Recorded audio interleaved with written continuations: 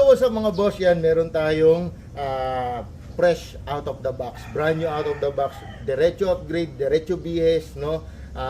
This is Daniel Defense PDW M4. Pero ngayon, hindi na sa PDW kasi nagpalit tayo ng buttstock. Naka CTR buttstock tayo, naka buffer tube tayo, naka high torque motor, yung compression, iba na, naka Pro Wing chamber, naka Quantum Industries, no? Quad na backing, tapos naka-edgy tayo, yung kumakaway na edgy inner barrel, no? So yun, suwabing suwabe. Tapos yan, 500 fps consistent, no? Tapos yun, try natin, tingnan natin yung performance niya, kung okay, tingnan natin kung magmi-misfeed siya o kung ano.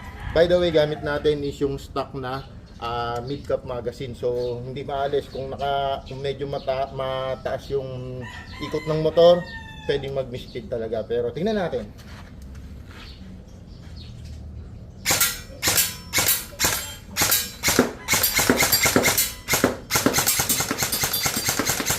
So nakita natin yung trigger response, napakaswabe, no?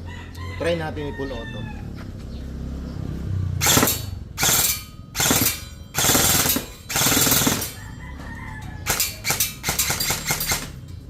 Alam mo, yung tunog, yung compression, yung gears, hindi hirap, sobrang suwabe, sobrang sakit ng tunog, no?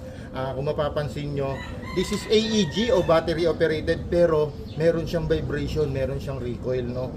So suwabing-suwabe yung ating air compression, no?